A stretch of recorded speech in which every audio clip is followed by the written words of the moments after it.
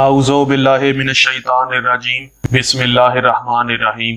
سامعین اور ناظرین، پہلے ہم آپ کو سارا رمضان باجماعت نماز تراویح کی بدعت سہا ستہ اور غیر شیعہ کے ہاں مستند اور معتبر کتب کا درجہ رکھنے والی کتب سے دکھا چکا ہوں۔ پھر میں نے آپ کو سارا سال نماز فجر کی اذان میں بدعتی کلمات انہی کی کتب مذکورہ سے دکھائے۔ سامعین، اب میں آپ کے سامنے سہا ستہ سیریز کی مشہور و معروف کتاب سنن نسائی شریف کا حوالہ پیش کرنے لگا ہوں، جس کا ترجمہ اہل حدیث کے ملا وحید الزمان نے کیا ہے، اور یہ اسلامی اکیڈمی اردو بازار لاہور سے چھپی ہے۔ جلد اس کی 1 اور صفحہ 463 ہے اور کتاب الجمعہ ہے۔ اس میں حدیث نمبر 1396 میں لکھا ہے کہ حضرت سائب بن یزید سے روایت ہے کہ تیسری اذان کا حکم حضرت عثمان نے دیا جب مدینے میں لوگ زیادہ ہو گئے، اور رسول اللہ صلی اللہ علیہ وسلم کے زمانے میں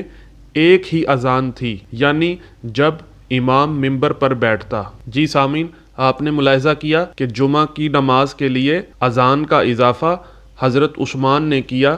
دوسری اذان حضرت عثمان کی ایجاد ہے۔ یہ نیا کام حضرت عثمان نے متعارف کروایا، اور نبی معظم صلی اللہ علیہ وآلہ وسلم کا فرمان ہے کہ دین میں نیا کام، نیا طریقہ یا دین میں اضافہ کرنا بدعت ہے، اور ہر بدعت گمراہی ہے۔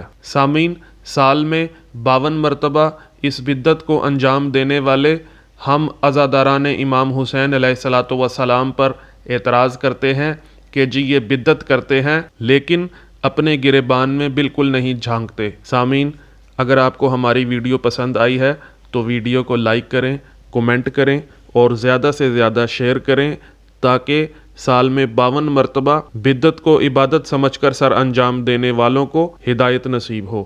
السلام علیکم ورحمۃ اللہ وبرکاتہ۔